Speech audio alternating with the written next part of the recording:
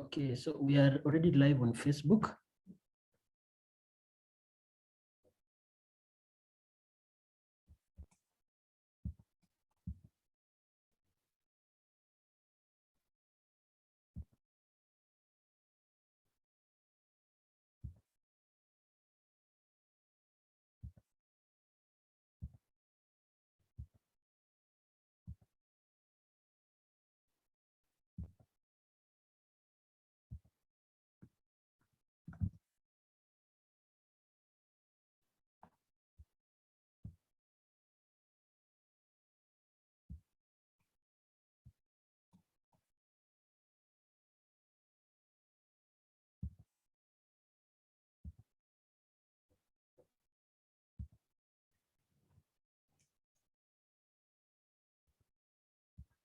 So everybody, karibuni sana, welcome very much. Welcome to our week one of the What's Next program. We are beginning officially in the next 2 minutes. Let's allow a few more people to join in, then we'll be beginning officially. Meanwhile, karibuni sana, welcome so much. The meeting is being recorded and it's also live on Facebook at the KESNNUR, Kenya Student and Novice Nurses Facebook page. Thank you.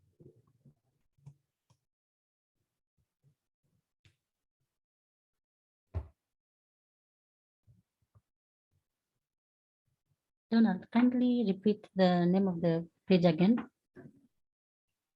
The name of the page is Kenya Students and Novice Nurses, KESNNUR.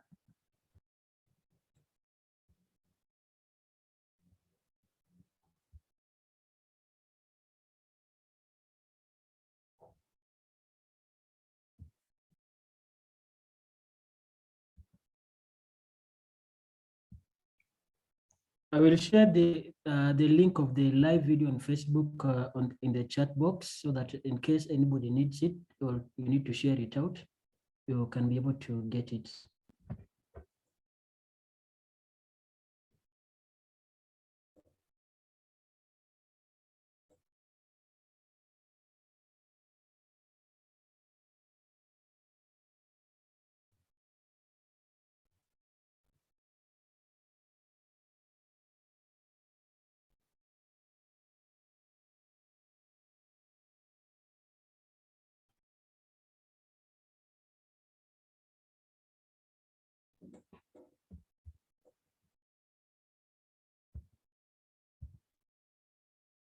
Okay. Once again, dear colleagues and fellow nurses, welcome very much to week one of the Unpacking Tomorrow program. Week one, we are discussing about financial health and investment options for young nurses. This program has been designed by a steering committee.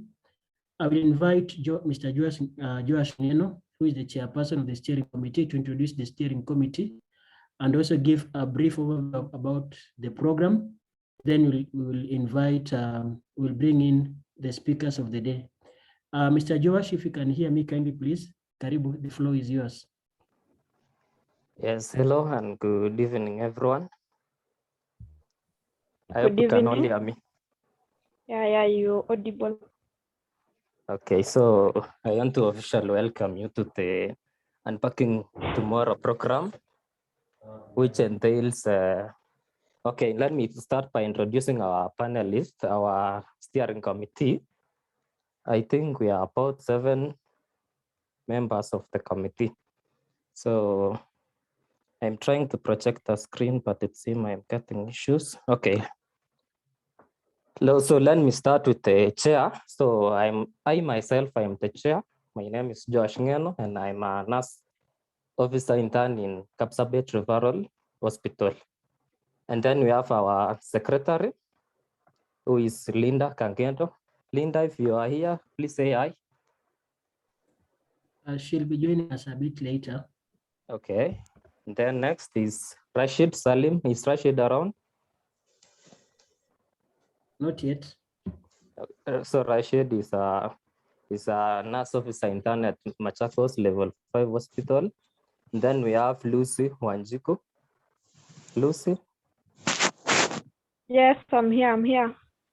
Yeah, so Lucy is our committee member and a nurse officer intern at Nyeri Referral Hospital.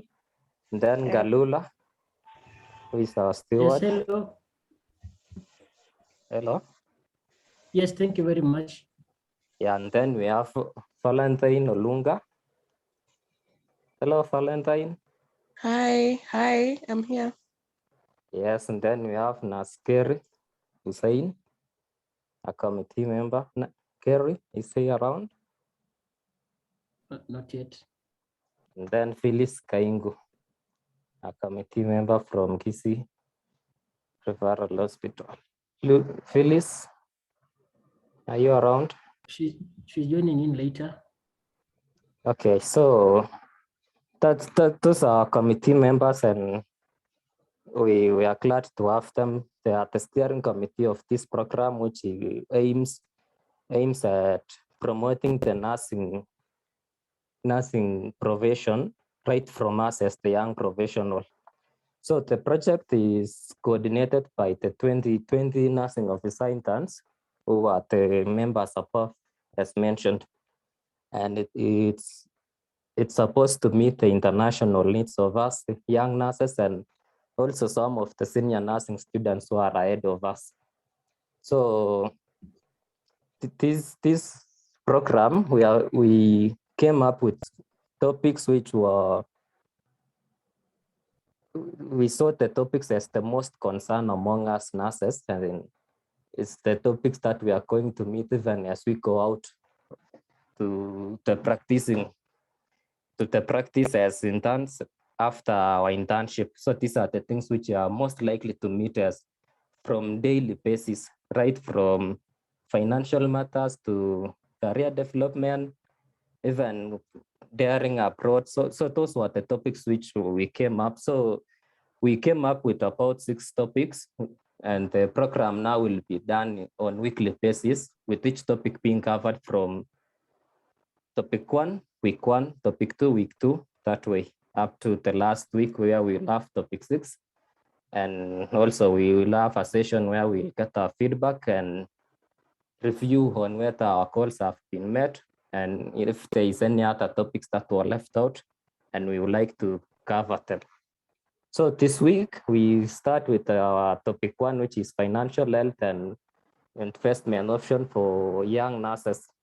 And we already have our panelists who are very resource people with us here in the group already. So I think I'm going to pass over to Ngalula, who will be our coordinator today, to continue from there. Thank you very much, Mr. Chair. I'm glad we have you around. Thank you so much. I see also Naslinda is joining our secretary. Karibu sana, Linda. So dear colleagues and members present, we are going to begin. Throughout the presentations, if you feel you have any question, kindly please utilize the Q&A section. Any other concern can also be raised through the chat section. Our first speaker of today is Kezia Nerima. Kezia Nerima works at the CIC insurance company. I believe she'll be able to give her profile better. She is a wealth advisor. A wealth advisor. So Kezia, kindly please karibu sana to as our first presenter. Thank you.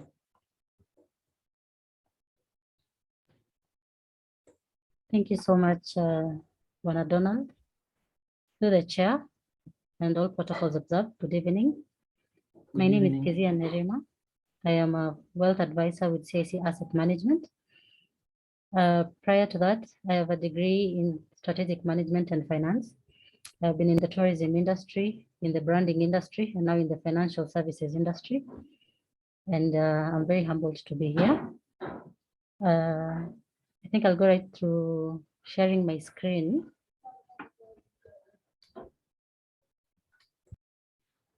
So tonight we want to discuss about financial health. I was thinking it's kind of a paradox that I'm talking to health practitioners about health, but in a different perspective. a very important perspective. I believe that financial well-being really plays into the whole social structure and the holistic well-being of an individual, be it a nurse, be it a doctor. Given the trying times we've been in since the pandemic, it's an area of key focus, even for CIC as a group, and we are very privileged to have this opportunity. So I think because it's going to be interactive, maybe Donald would advise me on this. I'm just going to rush through, or rather take us through the presentation that I'd prepared for about 20 to 25 minutes, and then give my co-speaker, Naswanyaga, an opportunity, and then after that, we'll do the Q&A, if I'm correct on that, Donald. Yes, that's true. I don't know if you can put your slides on slideshow. Mhm. Mhm.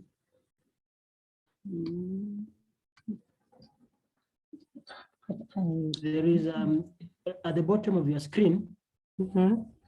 near that button, near zoom, zoom in and zoom out. There is that button that that looks like a book. Now there is the one which is left to it. Mhm. I'm not seeing that option. Where your cursor is, down. Just before the immediately negative down. one. Yes, yes. It looks like a book. Immediately down to your cursor, that button. Okay, my cursor is on the your screen sharing, live, stop share. So I don't know where to go from there. No. it's- On the is it the left of your screen? Just go towards the extreme left. Or maybe I share on your behalf. Please do. Okay, fine. Okay, so stop share.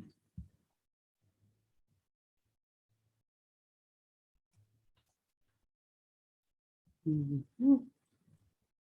This is an fix. I hope you can see it. Yes, I can. Thank you. So when I was thinking through what would be ideal for the young nurses and the young medical practitioners who are with us tonight, I went through the concept of health and what we define health as, and then now what we define financial health as. And then that's how I derived my overall conclusion in the finance industry, what we term as financial wellness. Please just go back a slide, not back, but forward. Wish I was able to share. Yeah, so we define financial health as the state of your monetary affairs in very simple terms, without putting in a lot of financial vocabulary and all that. What the layman would understand is, what is the state of your monetary affairs? How stable are you in terms of your money management, in terms of your fund management, your income and your resources management? And then vis-a-vis what is coming in. And then now from financial health, what we're going to be discussing tonight, primarily I believe is financial wellness, where we say it is where you're able to comfortably meet your current financial obligations and are prepared for any future eventualities. That means you're able to, given your sources of income, you're able to adequately meet your bills, you're able to adequately meet your needs and wants, you're able to comfortably settle all your obligations, be it to your parents coming from an African background, be it to yourself, to your family, to your young family, to your goals and dreams and ambitions, vis-a-vis how prepared are you for the future, especially coming from a period where we're facing a pandemic. It is very important to focus on the future, to focus on our reserves, to focus on how to grow our reserves.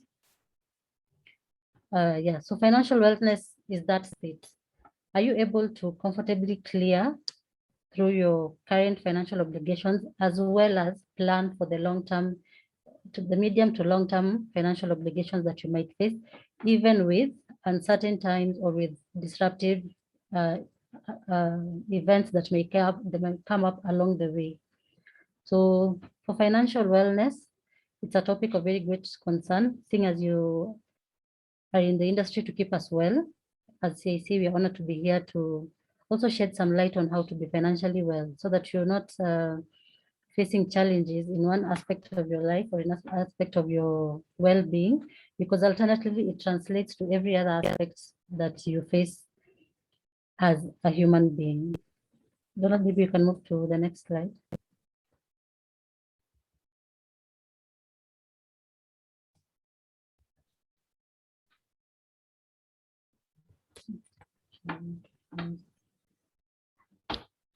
So when you're talking about financial wellness, there are dimensions to it, just like every existing condition or every existing item in life, there has to be dimensions. There are aspects that you look at.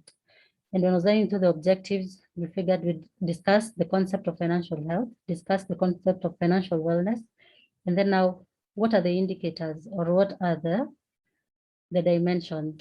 So one, we have 4 of them. The first one is savings. How well are you able to save? What amount of your income is going to your savings? By savings, I mean both short-term and long-term. Then retirement plans. This is an area where most people fail to plan in. Then once you hit retirement age, you know, now depression creeps in, you're in a hurry to get funds, you're short of funds, you're now leaning back on your dependents and your children, which is something you're trying to come out of. So how well are you planning for your retirement? That's a very critical dimension in terms of financial well-being. Then your expenses. How much of your income are you spending on fixed or discretionary expenses? And how much of your income are you putting towards non-fixed assets? So that's a very critical area to also look at. How are you splitting your expenses? Are you suffering from what we call lifestyle creep, where when your income increases, your expenses increase? Or are you where you're able to balance your expenses and your income and not necessarily grow your expenses because your income has gone up maybe by a few thousand shillings, or you've come into a business that is giving you supplementary income? Do you automatically now upgrade your lifestyle, or do you try and meet your goals first? So how well you're able to balance your expenses is also a very critical area to look at in terms of financial well-being. Then the fourth one, Donald, kindly, I wish you could share this from yourself.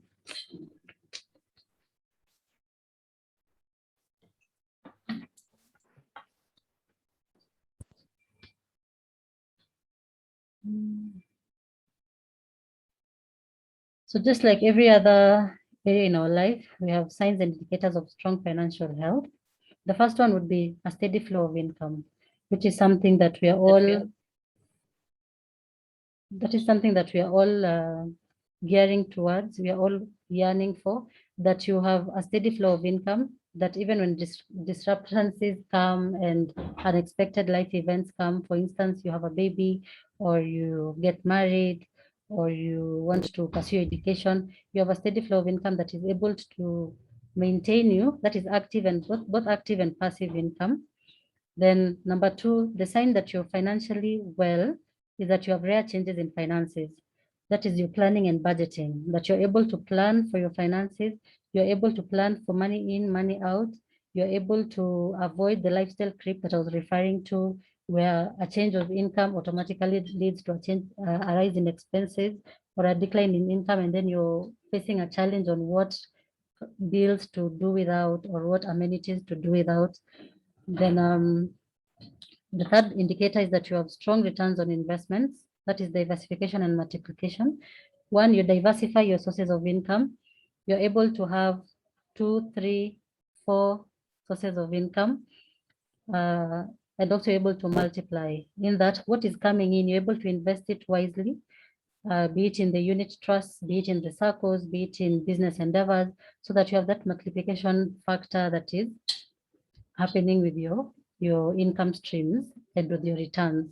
And when it comes to strong returns, That can be in forms of short-term savings, long-term savings. It can be in terms of are you working 2 jobs? We're seeing that now coming into the Kenyan economy where people are trying to balance jobs and having many side hustles, especially guys who are really reliant on one source of income. And then last year came and jobs were lost and the economy sort of took a dip. So how strong are your return on investments? Are you maximizing on your assets, on your degree to diversify and like offer part-time nursing solutions elsewhere that are bringing in an extra source of income? So that would be a very strong indicator that you're financially well. Then the last one would be cash balance that is growing, to mean that with every coin that you're spending, you at least have 2 coming in. With every expense that you're meeting or with every bill that you're paying, it has a value addition that is causing your residual income to grow, to mean that it's not on a decreasing balance. It is always on an upward trajectory. So those are the 4 critical signs that you're financially well. The things to self-examine. Later on in the presentation, I did an audit, how to audit yourself and how to audit your financial well-being to know that you're actually meeting your set standards or your goals. Then now we move to the audit.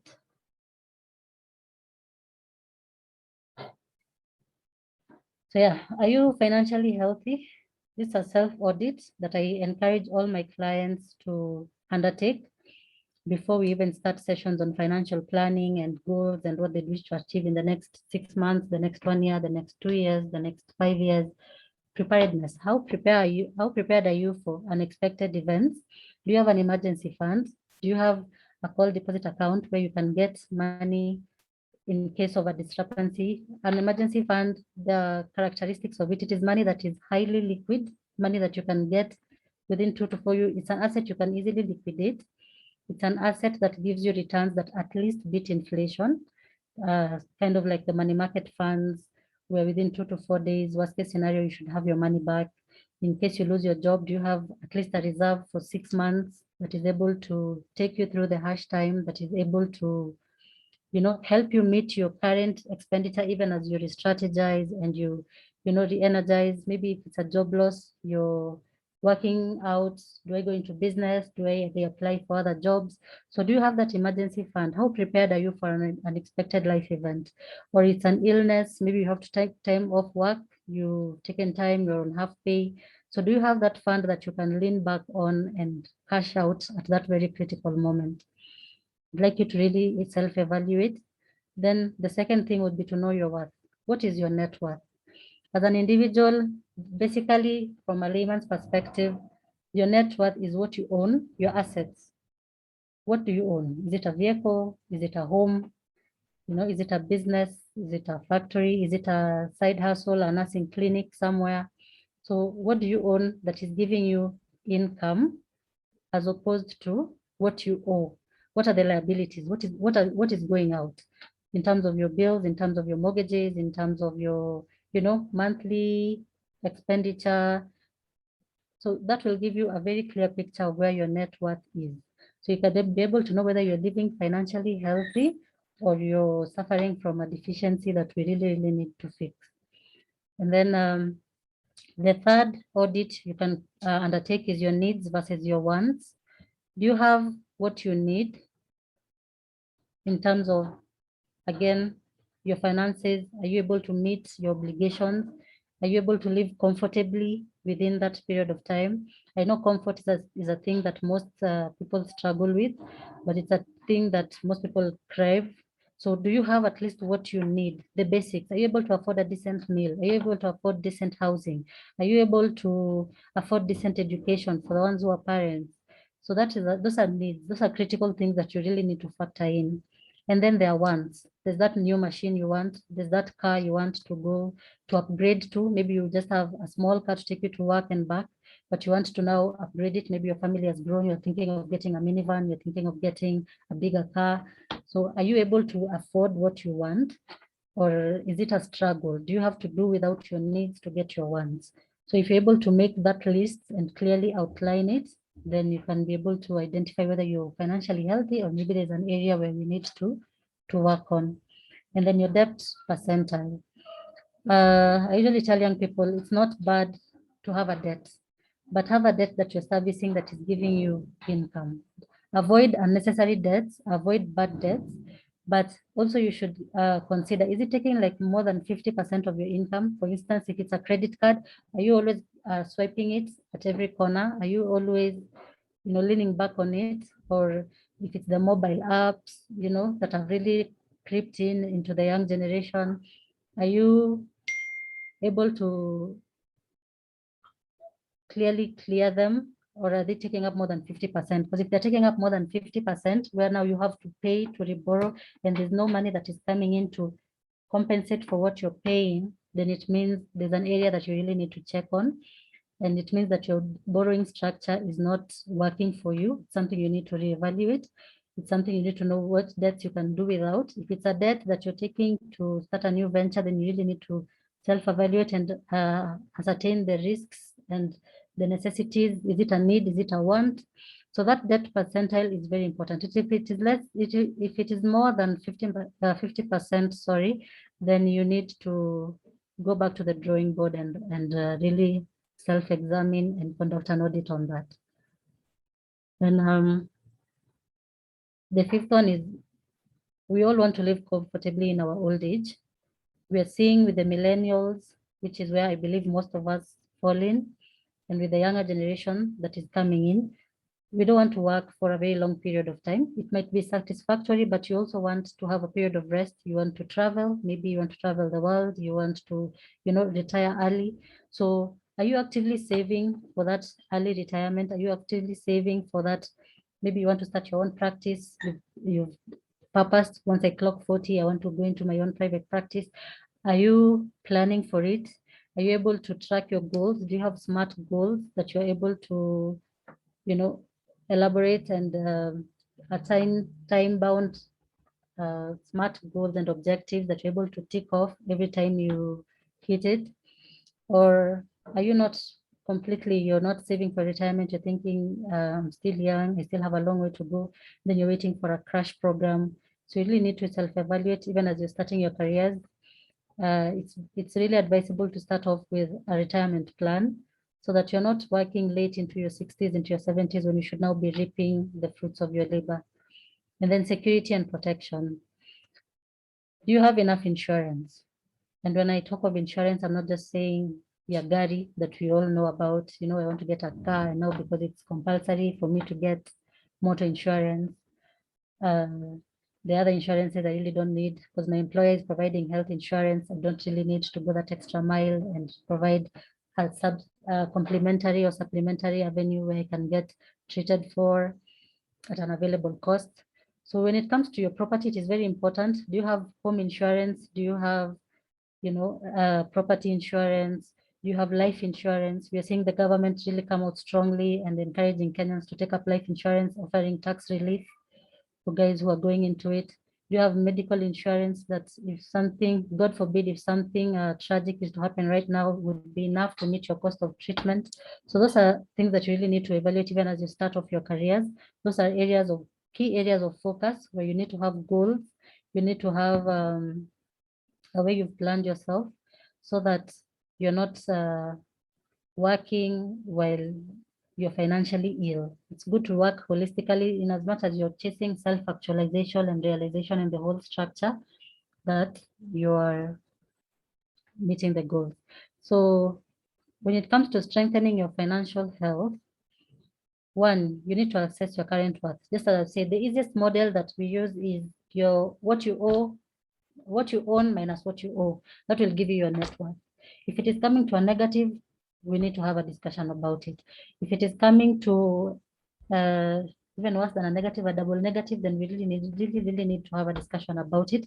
Because in an ideal situation, you should have more assets than liabilities. You should have more income coming in than money going out. Are you able to create a budget that you can stick to? Even when that pay rise comes or when that extra opportunity comes in, are you able to stick to your budget and meet your goals? Or do you, you let it creep into you that now that I'm earning a few extra shillings, I need to now upgrade my life? It is not bad to upgrade. We all want to upgrade, but at a young age, are you able to discipline yourself? Are you able to budget for what you really need and stick to it and achieve your goals? Then are you able to build an emergency fund? Just as I said, it should be ideally a 6-month fund. It should be a fund where it's highly liquid. It should be a fund where you're investing in short-term assets. Ideally, it would be a money market fund, which you can talk to a fund manager about, like say C asset management, and have them enlighten you on what an emergency fund is all about, so that we're not having a scenario where you've left internship, you've gotten an opportunity in one of the leading hospitals, maybe it's a contract role, and then it ends, and then now you're having to go back to Shags or back to your parents' house because now you can't afford your current living condition even as you look for another opportunity. So an emergency fund is very critical. Then are you able to pay down your debts? I usually advise at least a tenth of your income, let it go to servicing your debts, so that it's not bad to take a loan, but let it not take your whole salary away so that you're left with less than a third to service your monthly requirements. And then how exactly do you strengthen your financial health? One, develop a financial plan. It is very easy. Talk to a financial advisor about it. Let it be bespoke. We are all different. What is important to Kezia may not be important to Josh, may not be important to Donald. So it is very important that let it be bespoke to you. Identify what is critical to you, what you feel, if you have attained this, you have actually attained your target maybe for the year. So you really need to sit down, develop the plan. I advise for you to review it every quarter with your financial advisor, if possible, every 6 months. And then now do the yearly revision and the yearly, evaluation to see just how much you're able to achieve. Then have a SMART plan with clearly defined goals. I believe we've all known about SMART goals. They're specific. Let's not be vague. Be very specific with what you want. I usually say be selfish. Think about yourself. What do you want? Let it not be what somebody else wants for you. I know we have parents and we have guardians who want the best for us, even as we're interning and other opportunities are coming up. But what do you want as an individual? So make it very specific, make it measurable. As I've said, if you're able to evaluate it to every 3 months, every quarter, every half year, the better. Then make it attainable. Don't set goals that are not attainable, because then you tend to get frustrated, you tend to get derailed, you tend to get demoralized. So make it attainable. There's that that sense of accomplishment that comes with accomplishing and attaining your goals that pushes you to push for even longer term goals.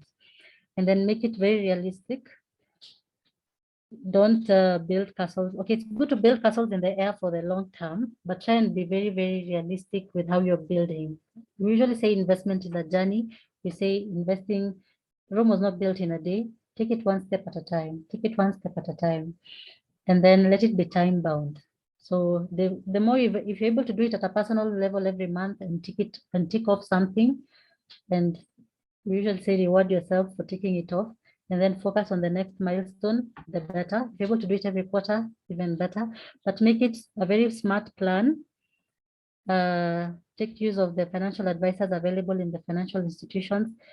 Sit down with them, make it very specific, make it tied to your objectives. I really believe in objective-based investing, where my objective is to build a house. So I'm starting a money market fund, I'm starting a fixed income fund. Yeah, in the next 10 years, I want to build. So I'm taking a life policy that offers me protection for the next 10 years or the next 20 years, so that it is linked to an objective. You'll find that remitting those premiums or remitting that monthly contribution won't be like a burden to you. It will be something that you long for, because it is tied to an objective that you're longing to achieve. Even for the short-term goals, I want to upgrade my living condition. I want to move from a studio apartment. I want to move into a 1-bedroom. So what do I need to do? Make it time-bound, tied to an objective, save money for it, invest money for it, make smart choices, and then you'll steadily go towards financial well-being. Then avoid exposing yourself to undue financial risk. Don't we say you only live once, but I believe you live every day. So don't take undue financial risk. Do your due diligence. Take a plan that works for you. Don't feel pressured into taking a plan. Take an investment that works for you, that is tied to your objectives, that is not unduly risky. I know young people, we are risk takers and we're encouraged to take risks and be free, but take calculated risks. I'm not saying you should avoid high risk investments or high risk opportunities, but is it a calculated risk? What are the benefits? What are the pros and cons? Which is another very, very simple tool that anybody out there can use. What are the pros and cons of this investment? What do I really know about this firm that I'm investing in? What do I really know about this product? What do I know about the payout? What do I know about the claim process? What do I know about, if something is to happen to me? So don't just take risks with the money, then don't.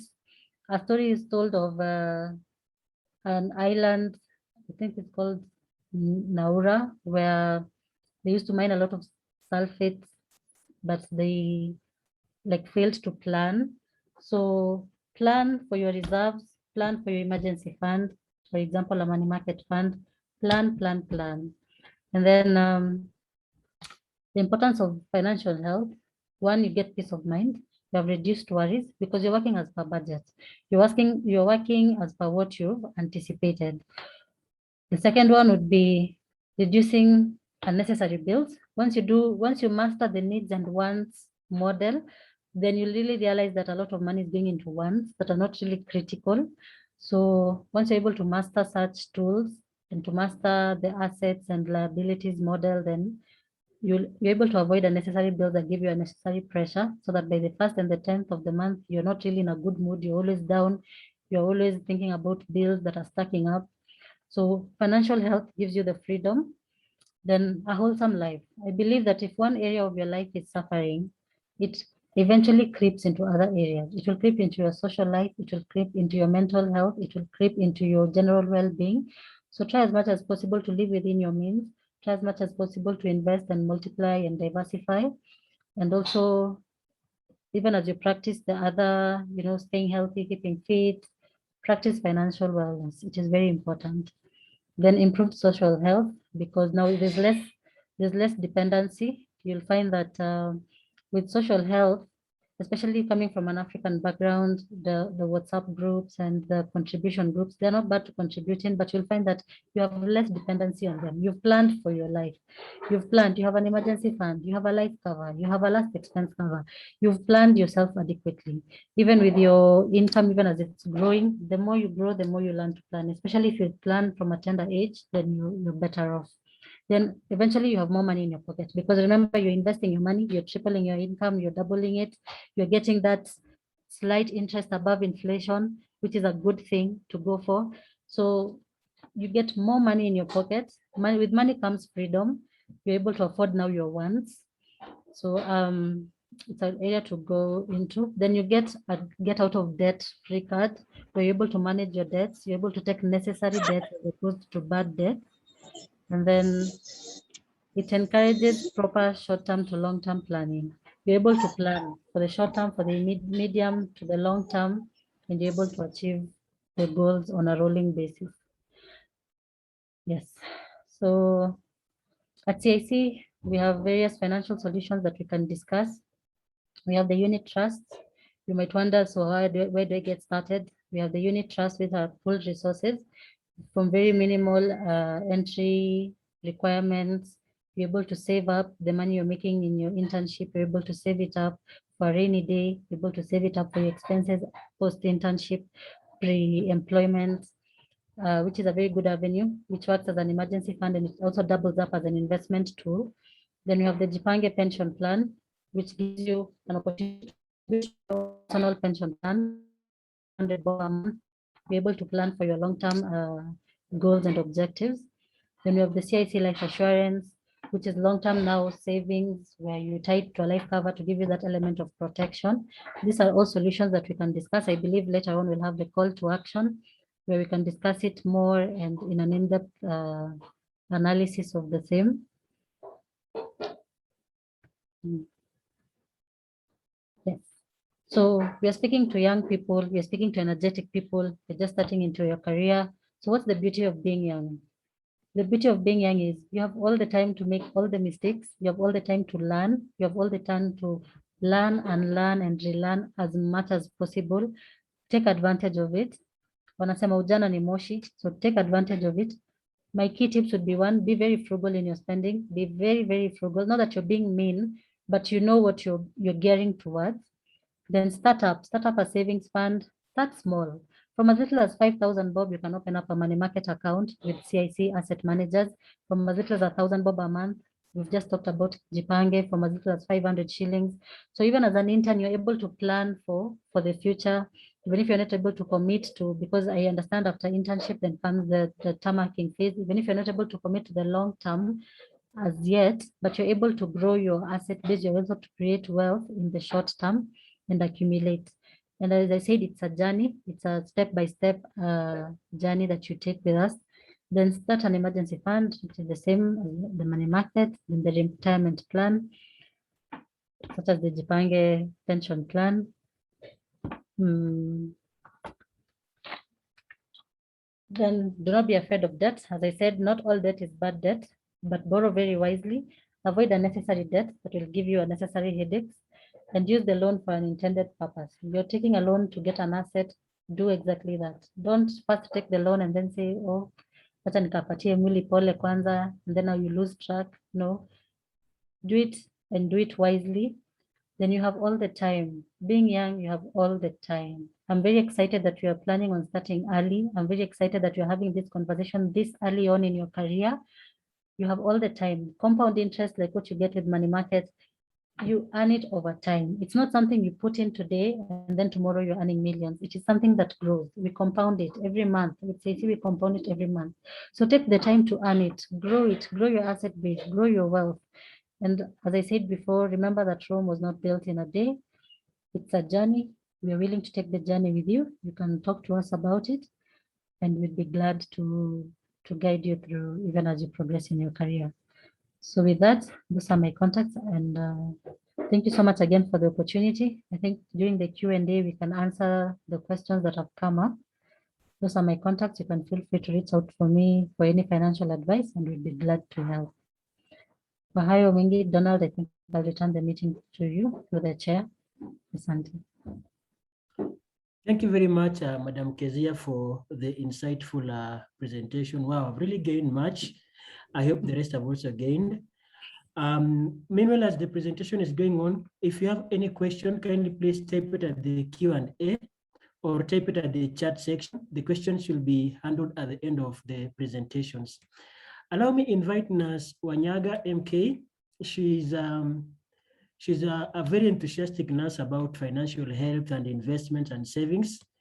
I'll allow her to introduce herself, her profile. I don't think I fit in those shoes. Karibu sana, Madam Nurse Wanyaga. Thank you very much, Donald. I hope I am loud enough and everybody can get me clearly. Kindly confirm. Yes, you're loud enough. Am I on slideshow? Yes, yes. Thank you. So my name is Wanyaga Mwaniki, a nurse by profession. I'm glad to be here and talking to all of you. I'll just give my profile briefly. I am a nurse like all of you. I've been an intern like most of you. I think that was back in 2011 at Thika Level 5 Hospital. I am currently a master's student with some of you. I'm sure we shall be interacting at the university very soon. I've interacted with some of the fourth years. I'm so glad to have interacted with some of you. Now, when I finished campus and I was employed, and after internship, you know what happens after internship. First, you have to fight for this internship. Then when you get the internship, you have to wait for like 6 months, then or 3 months, then money comes, then you are excited, then, you know, there is money. So as I went through my life and I knew I wanted to do financial health, literally I wanted to be financially healthy. Then I came to Matu or Machakos County where I'm employed. I founded a group that is Royal Ravens Investment Group, founded in 2016 with 10 healthcare workers, most of them nurses, worth about 2.3 million now. It's my group. It's a group that I really love. Very, very committed members, founded from an idea of 70 shillings per day and rose to the ranks and now doing quite well. Most members, I'm sure, are watching, and I'm so proud of them because they believed in the vision. And from 70 shillings today, they they sit and are proud to say that we have risen the ranks, we have fought, we have disagreed. I'll be giving the story of Royal as I continue. Then last year founded Pakawa. I'm the founder and chair for Pakawa, founded also by nurses in Machakos County, basically in Matu Level 4 Hospital. And recently in July this year, I thank God for that, we founded Cast Investment, which runs across Machakos County with 49 healthcare workers. Obviously, under great mentorship of a lady I would like to mention, Dr. Lucy Mackenzie, who is the chair for Kenya National Diaspora Circle. You might want to look at her profile. She is going to inspire you in a great way. So I'll go directly to my presentation, and I will be talking about us as nurses, and basically to young nurses. I think I am somewhere there, maybe somewhere there. I'm not really old towards my old age, but somewhere near the young nurses rank. But you look, we are talking money. You look at my photo and my what I'm presenting, we will be talking money, and money in terms of we deal with health. So today, let's talk about our finances and what we get. And mostly you, as you come now to the field, as you finish your 4 years, and those who are doing internship, you're coming to a field that is competitive. It is a competitive field. So you are doing an internship, then you're done, then you have now to look for work. Opportunities are many, and I'm sure as the program continues, there will be many opportunities. Then you need to ask yourself, where will I be taking my money? What will I be doing with my money? And these are some of the things I'll be probably giving you tips. The mistakes I made, definitely don't think that I started this well. I made mistakes, and that's why probably I'm focused so much on then being financially healthy. So why are we here? And definitely we're here to discuss financial health. Great presentation from Kezia there. I think CIC offers one of the best unit trusts from what I get from the market. And I think that is very good of CIC. And so we are here to discuss financial health, the good versus the poor. I will briefly talk about investment options, the ones that I have interacted with, definitely. And just to mention, I'll mention about SACCOs, I'll mention about money markets and saving and unit trust. Briefly about government boards, not really a guru in that, so I will not go into it deep because I'm not a guru into it. Peer-to-peer lending somehow there, and table banking structures there I dwell in very well. And then I will talk about some of the tips I think you need for you to save that money that you might be thinking is little, but that can turn and change your life. So allow me to draw my wisdom. Where I get my wisdom is from the great book, the book of Christ, that is the Holy Bible. And I quote the book of Sirach, or the book of Ecclesiasticus 11:2. And in this book, we are told, invest in 7 ventures. Yes, in 8, you do not know what disaster may come upon the land. We have COVID right now, and most businesses are down. I run a business where I am, and that business is not, you will not compare the sales that were there before COVID and now. Why? Because the customers are not, there's no money. I mean, there is a lot of challenges right now with COVID. And when this affects the country or the world, it definitely affects the business. So many businesses were closed in the last 1 year, and even up to now, most of them have not recovered. So then we are told by the great book, and this is in respect to all of us, and obviously respecting everybody and their religion, but you will allow me to quote these books. Then the first letter of St. Paul to the Corinthians, and he told them, on the first day of every week, each one of you should set aside a sum of money, keeping with your income, saving it up so that when he will come, no collections will have to be made. And this is like what we call your emergency fund. That when the time will come and you need your money, you will have that money. So then those who have followed me on Facebook, or whether you follow me keenly, you will notice that I have been a great follower of Dr. Chris Kirubi, may so rest in peace. And one of the things I basically liked was his quotes, his daily quotes, his daily tweets every day. He would do this. And this is my best that I love when it comes to money. Don't just sit and borrow money. Let your money work for you. Look for various avenues to invest and grow your cash. Spend less, save more, and accumulate wealth and money that you can freely spend in future. I hope that is a good one, and I personally like it quite much. So what, to me, financial health means? When I look at that photo, to me it means serenity. To me it means light. To me it means that I am at peace where I am. I may not be there where I really aim to be, but when I'm in that bridge, when I am under those green trees, that nature feeling, it just feels a serenity.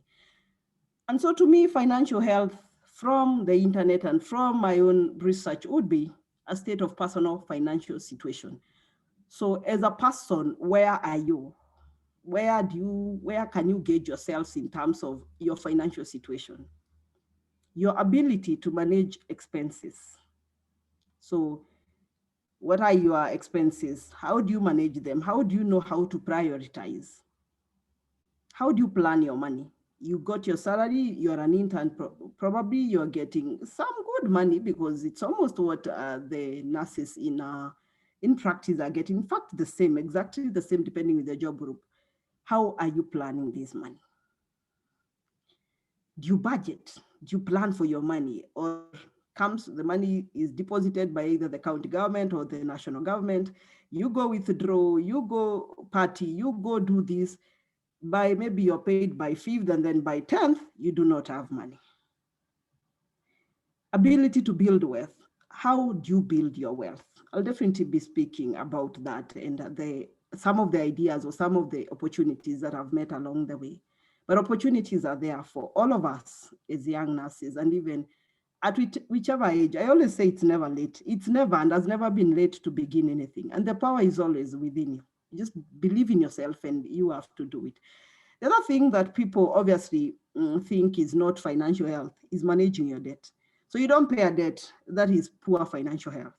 If you have a debt, whether it belongs to somebody, whether it belongs to a bank, an institution, your parents, your friend, the best thing is always to pay.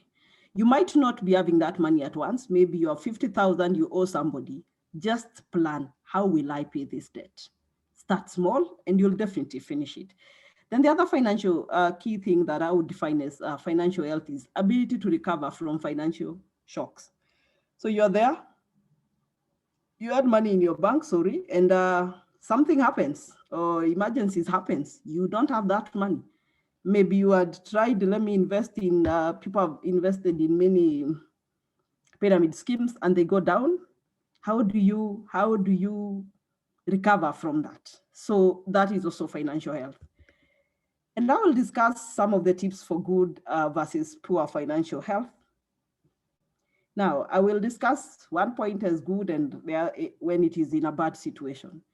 So one of the tips and the best tips that will always work for you is you come out now, and even as a student, you get some money from your parents. I mean, or you're getting money from HELB.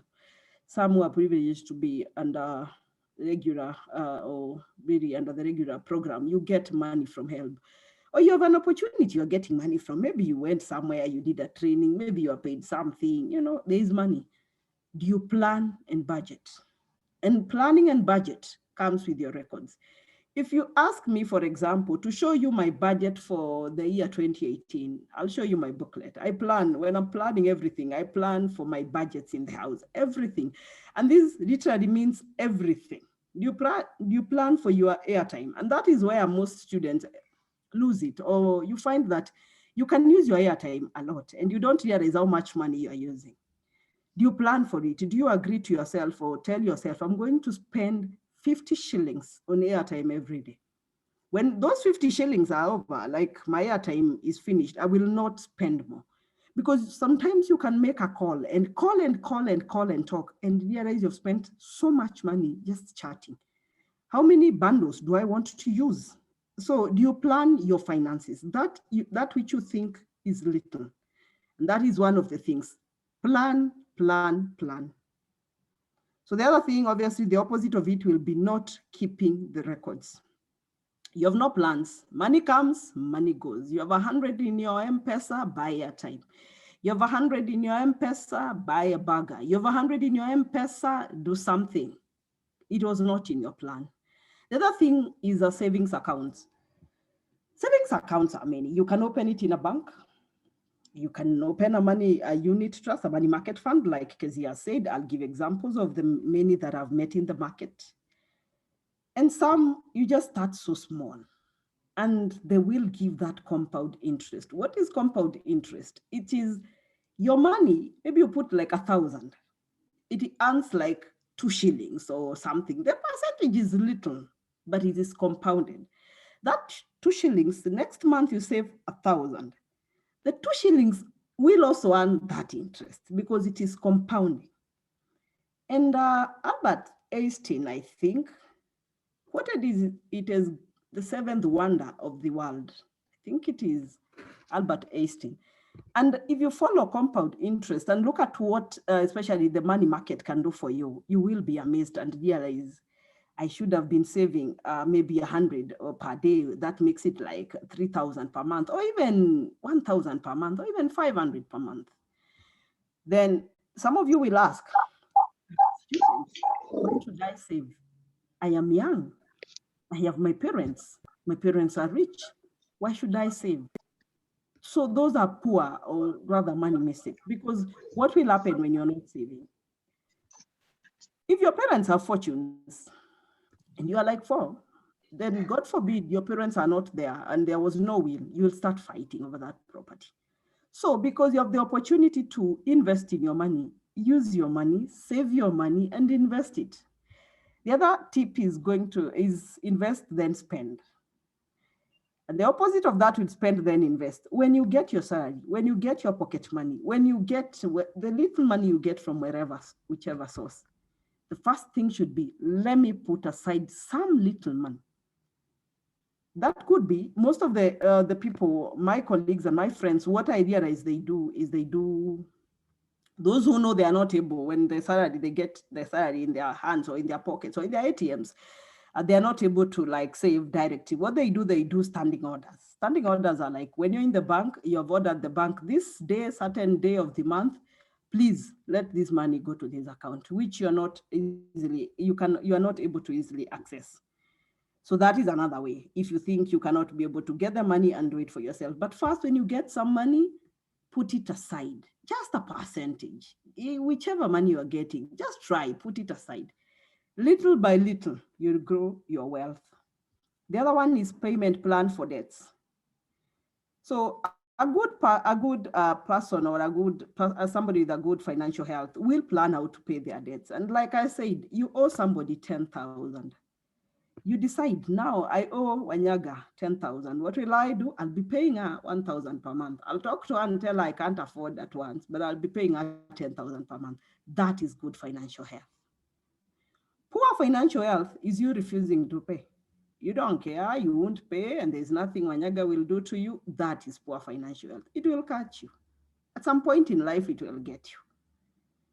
You know, either the world will go round, and then it will come back to you, or something will happen. So just pay the debts. Slowly by slowly, you will clear it. The other thing will be clear and smart financial goals. And this, like Kezia has said, is smart means as it is smart goals, specific, measurable, achievable, realistic, and timely. So it would be ridiculous if, like, for example, a fourth-year student tells me they want to invest in the real estate with like 5 million, or 10 million or whatever, 2 million or something. Unless they're getting a fortune from their parents, I don't know, it would be ridiculous. But when they come and tell me, I want to start small, and I want to start probably saving with CIC and do their unit trust, for example, then I want to grow my wealth. That is now smart at your level. But then there could be somebody, you've just finished school, you've graduated, done your internship. Internship, there's a lot of money, you know, at least students interns get some good money. And that money you get, you can be deciding every month, I'm putting 20,000 in a circle, for example.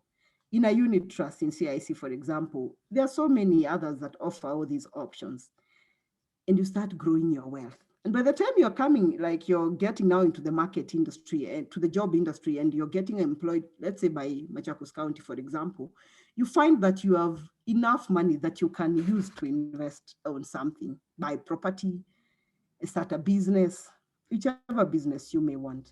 The other thing will be an emergency fund that is set.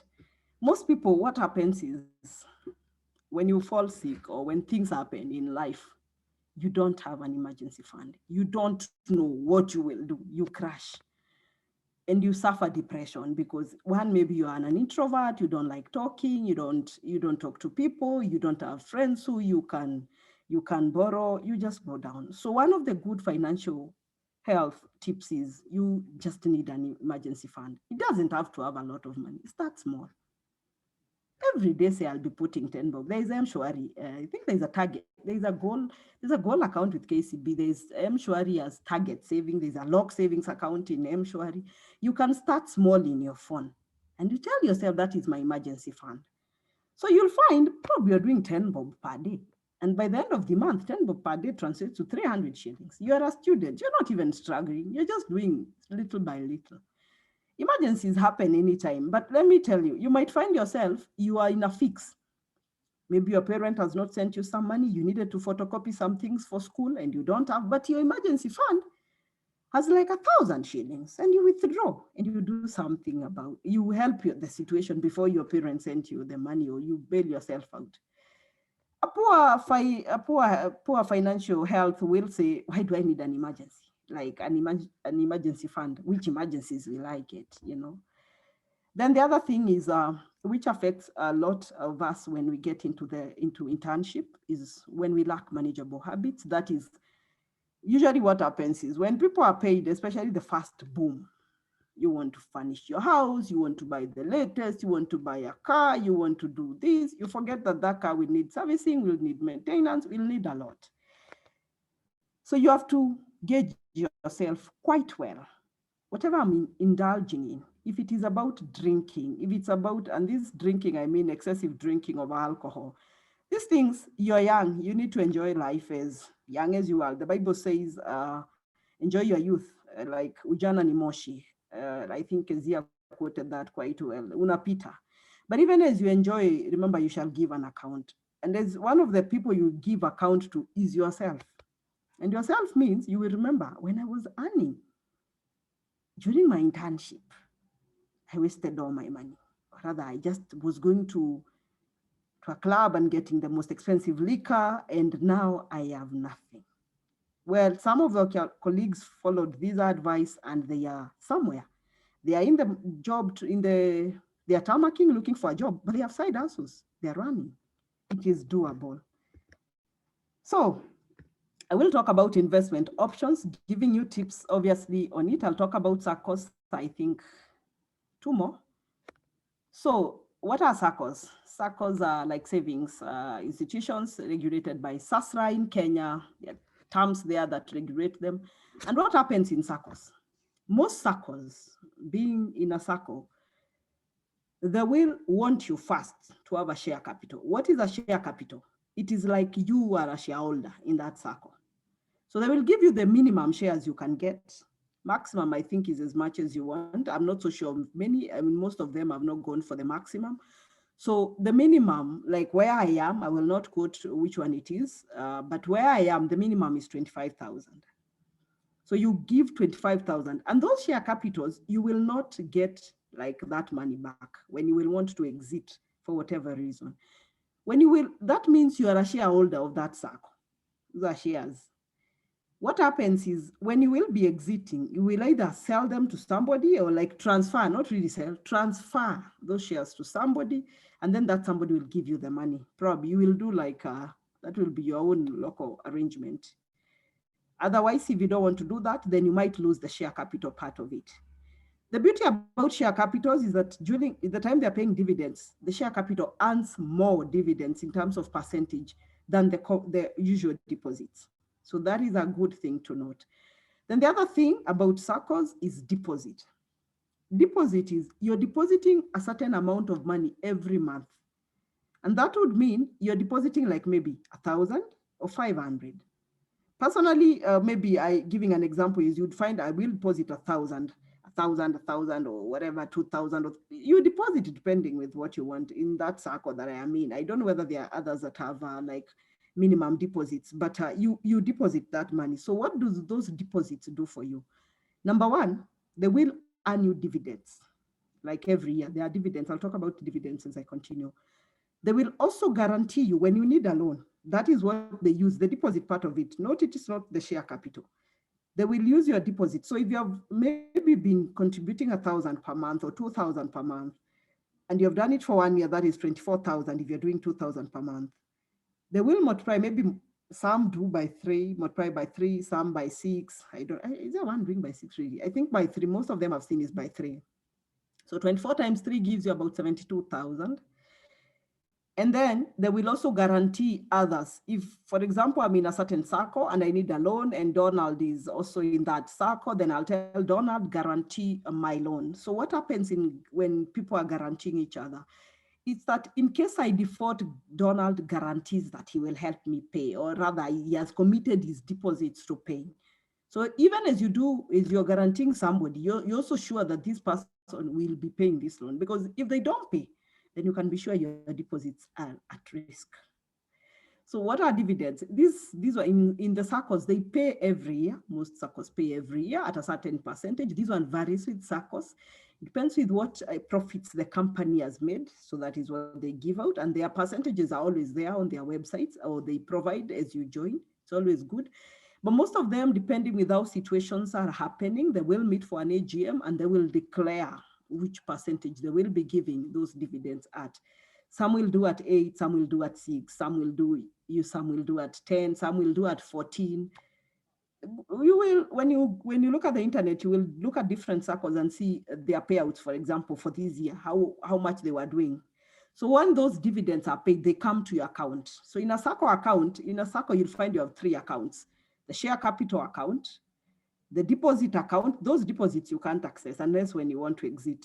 And then the prime, or rather the normal account, a transactional account. You can let your salary.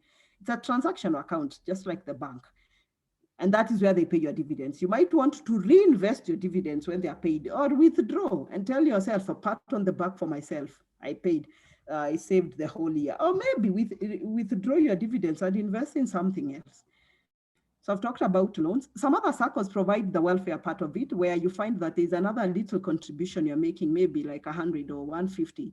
And in case of death of the people that you're provided as your next of kin or your family or your dependents, then the circle will give a certain amount of money. That is when you provide the death permit. So circles have different options. A great opportunity also to save your money and when you need to access credit. I will talk about this. Kezia mentioned about it. I have been in this, so it really interests me, and I think it's one of the best platforms that I encourage people to put their money in, because I've been there and I felt it was a good really to sometimes let not your money just sit in the bank. Let your money earn you interest. Because clearly, when your money sits in the bank, you've been paid, your account is a current account, and your money sits there in the bank, we will go and get a loan and we shall invest with your money. If it's not earning you savings, it should not be sitting in the bank. Let it go where it is earning something. And now, about unit trusts. So what are they? So people come, like you provide money. So you will open an account, like for example, with CIC or with Old Mutual, for example, or with Zimele, for example. There are many of them, different companies. So what happens is there's a fund manager. Probably CIC will invest and use that money to do other things, invest in government bonds, because they have gotten little money from many people. For example, like get 10K from somebody, 5K from another one, 1,000 from another one. This money is now pulled together. They invest and then they will pay back a certain interest. So what happens? If you have saved 1,000, for example, and your money is seated, it will not be just idle. When you look at your statement, you can see this is the amount of money I have. But then at the end of the month, you will see some few coins have been given to you because these people have invested with your money. They pay you back something. And people think, or the people that I've talked to when they're starting, you put like, maybe you deposit like 10,000. Don't expect to get 10,000 next month. No. It doesn't work like that. Most of them, and I think ranging from what I've noticed from the market, I think I know one that is doing 9.56. I'm not sure whether, I don't know what CIC, their current one is. And this is a percentage per annum. So you can calculate per month what your money would earn when you have this percentage. So when you get these coins, they seem little, but you don't withdraw them. So what happens? That money is reinvested again. And the power of compound interest. The second month, the interest you got from them in the first month, and the first 1,000 you had put, and maybe the second 1,000 that you have put in this second month, earns you another interest. It's a little bit more than the first interest. You find yourself again, third month, it continues for some time. So by the time you're getting to the 12th month, which is a year, you will be like amazed at how much your unit trust have earned for you. So it is something you would want to really want to like invest in. And most of them, unluckily, is that they don't ask for like a lot of money. And like Kezia said, CIC, you join with 5,000 and then you start saving like 1,000, which is very affordable from what you're earning as an intern. And the beauty of it is that when you stop earning, when you're like temporarily not or out of work, you can always withdraw your money. When you want to access your money, you can easily access your money, do whatever you want, and start again or continue with your unit trust. It's not like it is now fixed. You can never withdraw. When you withdraw, it doesn't mean you're exiting. So like for me, sometimes you might find I have money with me. That money I'm not using. It will go to the unit trust for some time, maybe for like 3 months. Let it earn interest. Even if it's earning me 20 shillings, I didn't have that 20 shillings. In fact, that 20 shillings can buy for me sukuma or spinach for that matter, or even nyanya, and it makes sense. It makes sense. So that is something that I usually tell young people, the ones that I talk to, the ones that I mentor. There is power in these unit trusts because they don't demand a lot from you. They don't demand a lot. The other thing I'll talk about is peer-to-peer lending. This is very common, happens a lot, and I don't know whether these online platforms is what they are using, but I know, I think Zidisha, Uber Pesa, something called Kiva. I think there's another one called Pesesha. It's some form of this where you find there are lenders. They deposit, there's a peer-to-peer platform. So there are people who are saving, the others who are borrowing, and there's a loan agreement. It's all, most of them, it has been made easy by the online platforms now, because you deposit your money. The peer-to-peer platform works. There are people there behind the back working, and you might find they're also engaging some banks when they need the money because the borrower could be an investor who wants more money. And there's some interest that is earned. So part of the interest you also get, that is also an option. Then I'll talk about this. This is where I dwell a lot and maybe where I am passionate about, and where I have found my niche, and this is the table banking stroke chamas. My story. So my greatest group and the ones that I really feel so proud of is Royal Raven's investment group. Because why? Because it's the one that has given me the desire to do what I do in terms of financial health, and has also opened the doors for the other two that you can see there. Royal, as I said, was founded in 2016 by nurses, 10 of us now. And when we met 3 of us, 3 ladies, they are nurses also, Grace and Patricia. And when we met, we decided we get lunch, we eat lunch like 70 shillings, 100 per day. I can't we translate this into money? Why can't we start saving this money? And we sat together. I shared the idea with them. I told them, I think we can do this. We started. We reached out to other members. They followed. And Royal and all these other groups are run on WhatsApp. That is, all their management is basically on WhatsApp. Their model is they have a bank account in one of the banks here in this country, obviously KCB, of offering very good services in terms of guiding you along the way. Probably have not interacted with the others, but it has been a great bank working with them. So this where you find most chairmans are, you meet somewhere in a meeting and people are contributing and others will ask for that money, and then the money will be taken to the treasurer will go with the money. The disadvantages of that is, I might be the treasurer, Wanyaga. You give me your money, maybe you're 10 of you, you give me your money. And then I decide, hey, man, my kid was sick, or I have a loan somewhere I need to clear. I use your money. Or maybe I'm in a matatu and the money gets lost. So what does that mean? All savings of the group is gone. Now you have to start following me. If it was stolen, there's nothing you can do. It's either you believe me or you force me to pay you. And if I'm telling you I don't have, then you just wait. So what drives my models? My model is simple. We are 10 of us. No money that is handled by any individual. Send the money directly to the bank. There's a pay bill number. The account number is shared to all members. Once you have sent the money, share with us the KCB message. Don't send the M-Pesa message. Because when it goes to KCB, it means when the KCB message comes back, it means the money has been received in the account. And like I said, being a great bank, because you are able to track everybody who is sending money. You're able to see, oh, this money has been sent, this money has been received. You're able to see this is number. So this phone number, the first name is there. If it is initials of, let me take an example of Joash, you will see JOAS. So, and the number is there.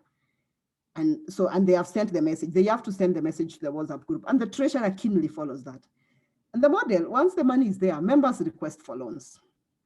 We give our loans at 1% on reducing balance. So 1% means if you have borrowed 100,000 today, you will be, next month, you will be paying us 1,000 as interest, which is one of the cheapest way you can get money, I think. So if we give you 100 today, it has a processing fee of 1%, that is 1,000. So you'll get 99,000. Next month, you owe us 1,000. Now, the beauty is this.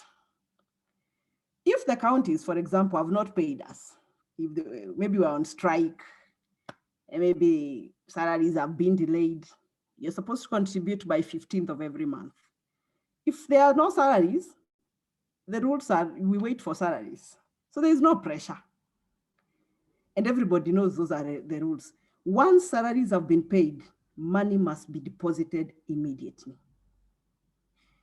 If you have a loan, there's no issue of telling us salaries have not been paid. Now we expected that you took a loan and went and did something good, like you invested with something good about it. But we give you a minimum payment, at least pay us 500 shillings. Makes it very friendly for members. And that is a model that we have used with Royal Ravens, and that is why it has grown to the ranks of being worth about 2.3 million right now, and already investing in the real estate. I'm proud of those members because we started small as nurses. Obviously, the vision was big. I saw a very big vision when I was sharing the idea with them, but I believed. And like I said, I always refer to the great book, the Bible, with respect to other religions. Here is the book of Habakkuk says that the vision, once it is written, put it down, and definitely when you put the focus there, it is going to be accomplished. So when I realized Royal was doing quite well and I wanted to involve more people, then I went to Pakawa, same model. And this model, when I share this, I mean, as you come out and as you are there now together as friends, as colleagues, there's so much you can do together. You can come together and decide, we can start with 1,000 per month. If you're 10 of you, that is 10,000. That 10,000 you can loan somebody. Now, when you're deciding who to bring on board on chamas, that is another whole topic. You can try and follow me on Facebook. I think I've shared that on how to get the best members for that, because if you have the wrong people for your membership, then you might not, it might not work well, because someone will borrow your money and disappear with it. So that is something you might want to follow me there to say. But just a brief of it is you have to get people who believe in you or believe in your idea, people who want to grow with you. There's no way you want somebody who drinks every Saturday, every Friday is drunk, or when his salary gets into the bank or his internship salary, the boom. The boom is always a lot of money. When the boom comes, he's buying the latest ones. And the latest means maybe binge drinking, getting expensive, and by the maybe 5th day, he doesn't have money. That is a risky member. So you have to bring members that are committed, members that share the goal, members that really want to grow in terms of finance, and then make it friendly. Make it friendly. The other thing, don't be the boss.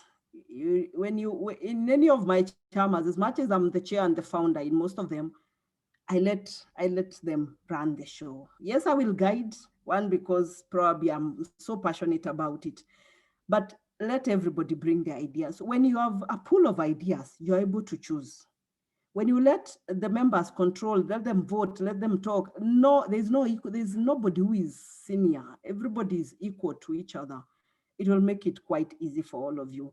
And one of the things as healthcare workers, we lack this. So when you come, you've finished your pharmacology, you've finished your micro B, it was tough. You've come to the market, nobody told you now how to save your money. You want to say sorry to your body after cramming a lot of pharmacology, and a lot of micro B and physiology and anatomy. So you just want now to say sorry to your body.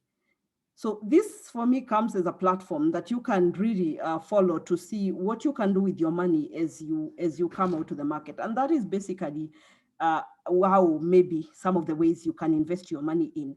And so why would you want to be in a chama? Now, sometimes you find this property being sold, like what we did with Royal. And that property you cannot afford at that point. And maybe because you're just an intern at that moment, the banks are not giving you loans because they know after 1 year from the letter, you will not be having a salary. But when you come together and then you go to,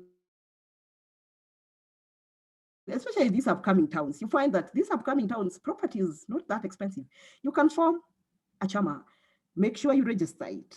Once you register it, probably go even the company way. Let the company transact for you so that you find you have owned this property, but it's under the company, and each chama member has an equal share. Or probably you are in a chama, you buy something together, and every month, whatever that investment is bringing is shared equally to all the members. The other thing, and the beauty of chamas is this: when you borrow from your own chama, for example, like us, when we borrow, that interest goes back to us. So that means we are growing our wealth. We are just growing our wealth. So the money that we'll be giving, maybe taking a loan and giving to the bank, is coming back to us. And that means as much as the bank is running the show and the bank account is with them, we are borrowing. The platform is ours. And KCB will give you the platform. You're able to, a member can request loan and you officials can approve, and the member gets loan and they know how much they are paying, and it is earning interest. So assume if I have 10 members, each of them has 100K. 100K is earning 1,000 as interest. That means that chama is making 10,000 every month. And 10,000 is not a small money. By the end of the year, we have made 120,000. And that is not little money. The other thing is, obviously, in those chamas, you provide affordable and easily accessible chama loans to members. You don't want to say, yeah, we have formed a chama. This is what kills most chamas or table banking. And the interest is 10%. Why? And you see, it's your chama, it's your members. Why do you want to give them a 10%? Why do you want to make it so hard for them?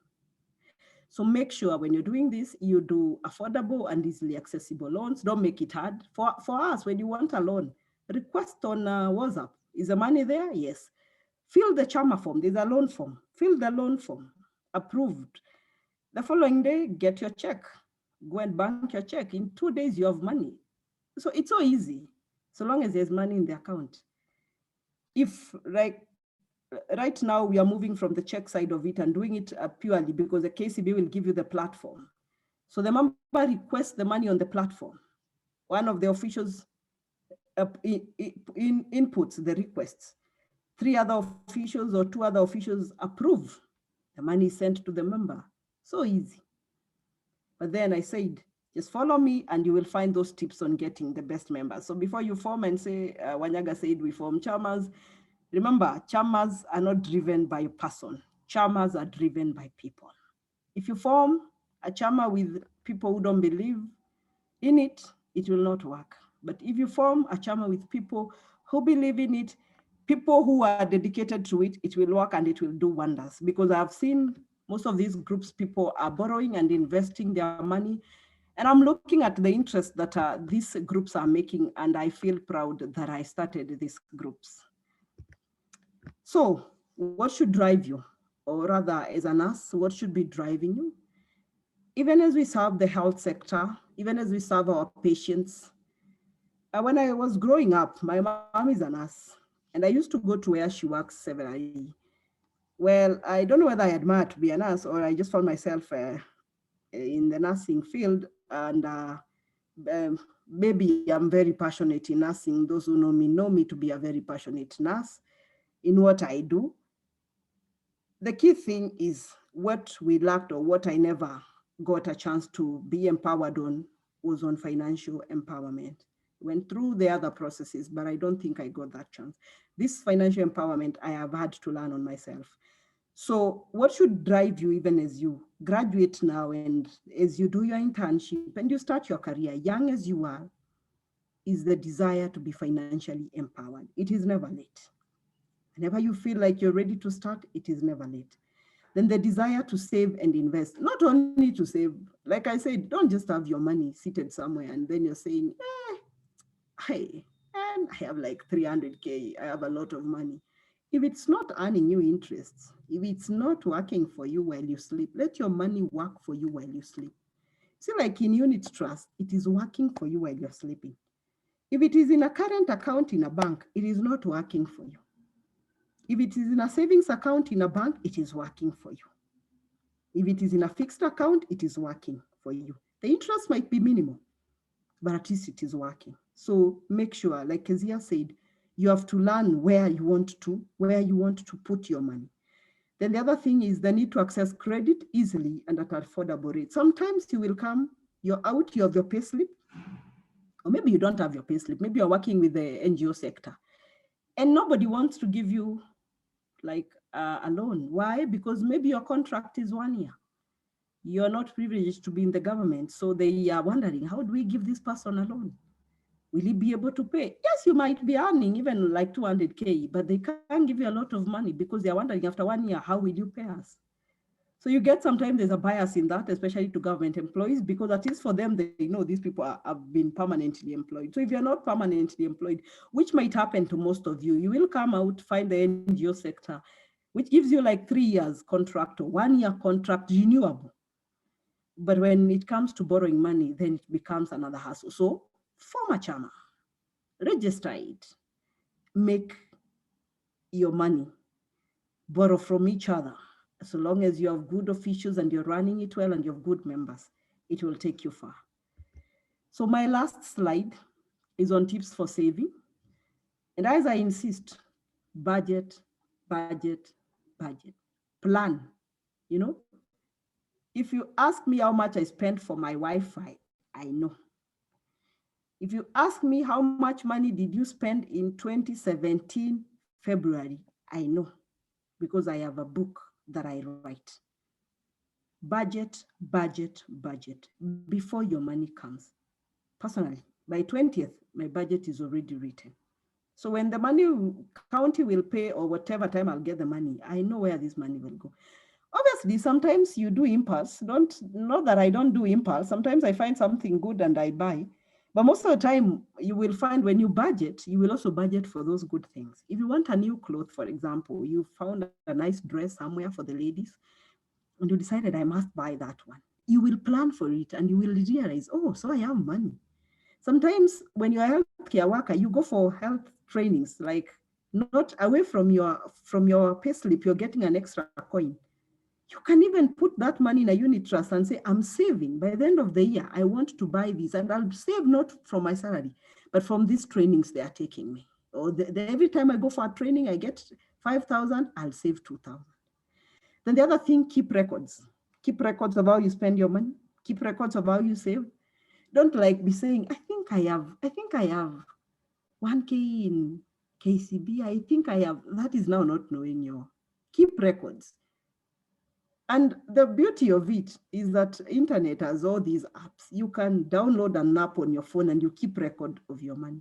You know, in this account, I have this. In this unit trust, I have this. Here, I have this. And you're able to plan and know this is the much money I have. Then have mentors. Walk the journey of financial health with mentors.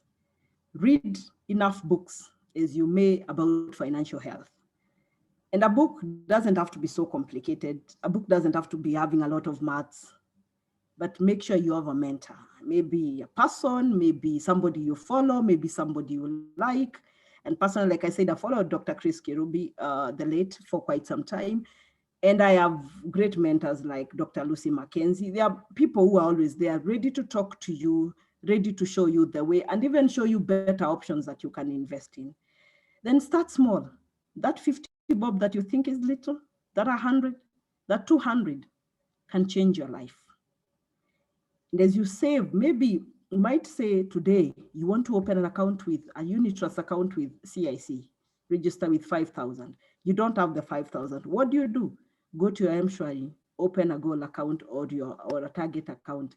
Start with 50 shillings in your M-Pesa today. Put 200 tomorrow. The other day it will be 5,000. Go to CIC, talk to Kezia, open a unit trust there. You know, there are so many options that you can do when it comes to tips for saving. Then, like I said, the power of compound interest. That money, you earn money and you're like, wow. Some of you, your parents give you fee early enough, or your help. When your help comes, just let the money lie there in the bank before you wait to pay for your semester. Why? Put the money in your unit trust account. Let it earn some interest before the semester, the money is due for the semester. It will earn some few coins. When it's time to pay, withdraw from the unit trust, take it to the university and pay. The other thing is money discipline, and this lacks in most people in life. And when they lack money discipline, they get bitter with life. They most end up into depression, and it's very important. And how you gain money discipline, one is from yourself, the self-discipline. Two is your mentors, and definitely reading on money and financial health. The last one that I will say that works well for everybody when you obey it is borrow wisely. Loans are there to be borrowed. Borrow wisely, but pay your debts. Because when you don't pay your debts, if you're on branch, I think is it called branch? I think there was something like that. If you're on Tala or cash, I don't know. There are many that give money. And then you don't pay, you'll find yourself in CRB. You will start now, when it's time to get your job, you will go and get the requirements. You need a CRB clearance form. You'll get stressed. You know, that's a cycle. So pay your debts. And when you find yourself in that state, you don't frustrate yourself and beat yourself and think you've made a mistake of a lifetime. No. We make these mistakes. We find ourselves and we grab the opportunity and run again. You know, so if you're there, don't even feel guilty about it. Just plan how you'll start paying. Pay your debts, finish. And then you say, wow, I am done. And you pat yourself on the back. So that is it from me. And I am Donald. I am so proud for this opportunity. Asante sana. Wow. Thank you very much, Naswanyaga. I feel like I have constipation. I don't know. I'll read the thoughts of what other people are saying, but that was such a nice presentation. It was really insightful. I've personally gained so much. I don't know about the rest. You can type in your comment in the chat box. If you have any other question, you can type in at the Q&A section. But allow me read comments from Facebook, because we have people who are following live on Facebook. And amazingly, not everybody who is here is a nurse. We have teachers in the meeting. We have other people who are not nurses. It's very amazing.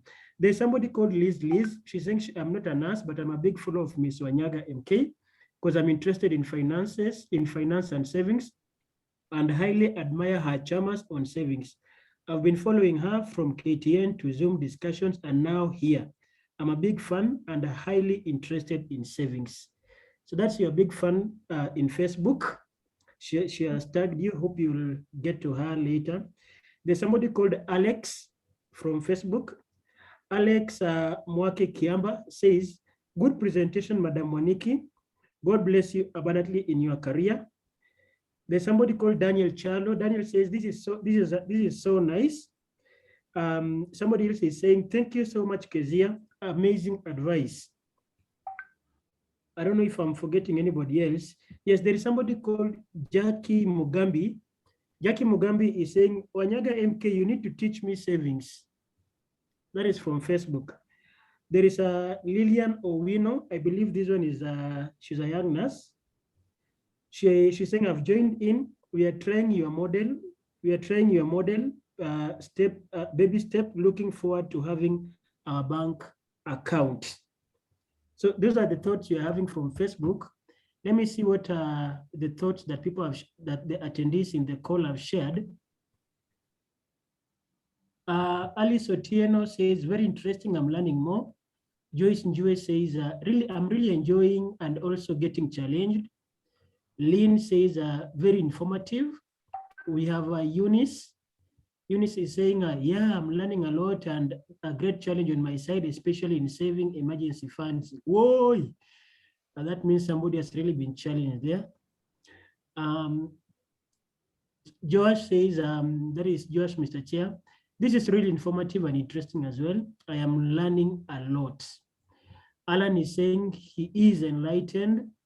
We have Doris says great insights. Then we have Thuo Karanja. Thuo Karanja is very, very well, nice to listen to. The confession, I am not in the medical field. I am a teacher, but listening, this is general knowledge, very, very nice. And he says he's a super saver. He has shared something for us to go through. He said, don't use a book to write down my he says you can download an app called Daily Expenses. Go for the rapid version. Okay. He's also saying that, oh yes, the M-Pesa target account is a game changer. So people sharing inside this. Milka says this needs to be started in college. Oh, you mean they teach about financial health in college. I agree. There is Grace Cavata, she's a nurse intern in Embu. She's saying, I am in table banking affair. It's really working well. Then there is we have I believe it's Achieng. Achieng says so informative. Be blessed as God helps me to implement when time comes.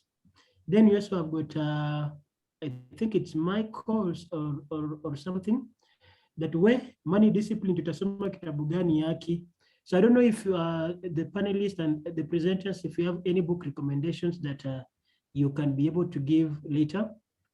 Then you have Wilberforce. He says, thank you so much, Mrs. Wanyaga. I've gained a lot and looking forward to using them to putting them in practice. Okay, fine. That is what we have in the chat section. We'll go to the questions that we have asked. If you're following us live on Facebook, you can still type in your question in the comment box and the questions will be read out. So the first question that we have, I think this one will go to Kezia so that Kezia can answer this one. An anonymous attendee says, please clarify the distinction between an emergency fund and a pension fund, especially the relevant product for each. Please clarify the distinction between an emergency fund and a pension fund, especially the relevant products for each. Through the chair, Do I answer first and then you take other questions, or we take all of them and then we answer at the end? So far, there is one question. Okay. Yeah, there's only one question, yeah. Unless we get more. No problem. Yeah, so through the chair, an emergency fund is a fund that you set up for a rainy day. It's a fund where you're able to withdraw. It has high liquidity. You're able to get your money back because ideally you're investing in short-term assets rather with varying maturity profiles that are short-term, ideally between 6 months to a year. So it's like a call deposit account where you can recall your money back and get the money back for an urgent use. It should be a fund that should last you at least 6 months without a steady flow of income. It should be a fund where you're getting better than the inflation rate or rates that are higher than the inflation rate. So that's why we strongly recommend the money market fund for that. The CIC money market fund, I think the returns are currently at around 9.02%. Well, you'll find that inflation is at around 7%. So you're getting 2% over and above inflation. So that's an emergency fund. It's a fund where you can withdraw the money in case an urgent need comes up. And it's a fund where you're not investing in fixed assets. They're not fixed for a long period of time. Then a pension fund, this is a fund you're setting up specifically for retirement. You come to CIC or to another fund manager, you tell them, hey guys, I want to plan for my retirement. And then at CIC, we have what we call Jipange pension plan. You're saving for purposely when you leave active employment. This is money you can access when you clock 50 years and above. It is money you can access when you leave an employer. So a pension fund is meant to cater for your needs after active employment. That is the main difference. And then it is not easily liquidatable. It's not like money market where you can recall the money at any given time. It is a fund where you give it time and then it is set for that duration in time. I don't know whether I've answered the question. Thank you very much. I hope the person who asked the question has been well answered. Personally, I feel it's satisfactory. Now, there's a question that I've seen it on Facebook and it's also appearing here about financial money discipline and financial health. Which books would you recommend, or what's your favorite? I don't know, yours, and then you also get Naswanyaga's book. Which ones would you recommend?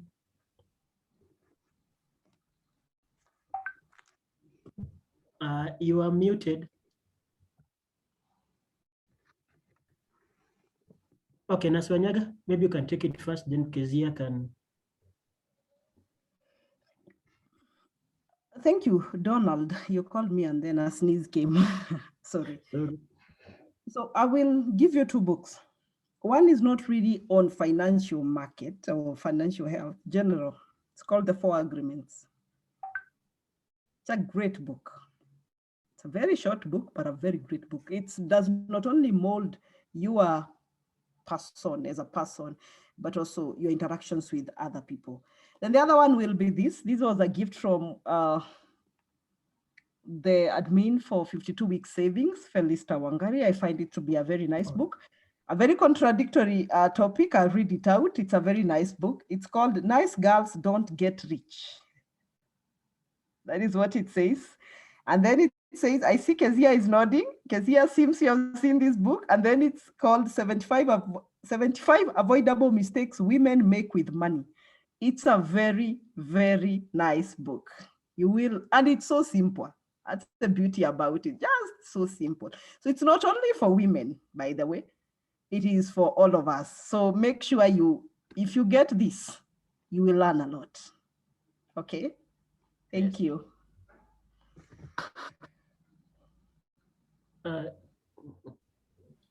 Yeah, sorry, I didn't realize I was muted. There's a book I love. It's called Rich Dad, Poor Dad. It's about two dads and their investing practices and their income management. It's a very insightful book. It's by a guy called Robert. You can check it out. We have another one called Smart Money Woman. I don't know whether we're leaning towards the women so much, but it's like an all-around book. It basically teaches you about what you need and what you want and how, as a smart woman or as a smart human, you can balance it. And then as a bonus, there's one I read a while back. It's called something Babylon. I'll confirm it and then I'll communicate it. It's also The very, richest man very, in Babylon. Something. yes, The Richest Man in Babylon. That's also a very good book on investments and very good insight on finance. You guys can check it out and learn from it. So those would be my top 3 choices. And I think definitely I've heard about the book Naswanyaga spoke about. I've read about it. I've read all nice girl books. Nice girls don't get the corner office. Nice girls don't get rich. So those are books to definitely look out for and check out and get insights from. Thank you. Allow me, Donald. Somebody is asking about the author. The author for Nice Girls Don't Get Rich is Lois, Lois, L-O-I-S, P. Frankel. I think that would be clear too. Looks like this. Probably you might get an ebook of it. Yeah. The 4 agreements, I honestly can't remember, but when you go to the Z library and you download the 4 agreements, it's there. I can't remember and it's a book I advise everybody to read, not only on financial health. Thank you. Thank you very much. Somebody is saying, I will be interested to know more on money market CIC. I don't know if you'll be able to, maybe a minute or 2 to explain more about money market CIC. Then before that one, just maybe I think this is a comment. She's saying a very informative and helpful session. Thank you, organizers. If in case we have any other question so that they can all be handled together. Somebody is saying, I'm starting my internship in 2 weeks and I want to be wise on savings and investing. Wondering if I should get a standard charge with the bank or save directly into units. What would you advise? And I'm starting my internship in 2 weeks and I want to be wise on savings and investing. Wondering if I should get a standard charge with the bank or save directly into unit trust. What would you advise? We can handle the 2 together. Do I take that? Okay. So they are starting internship. They are wondering whether they should save or they should do it from the bank. So wondering whether they do it from the bank. From the bank to where?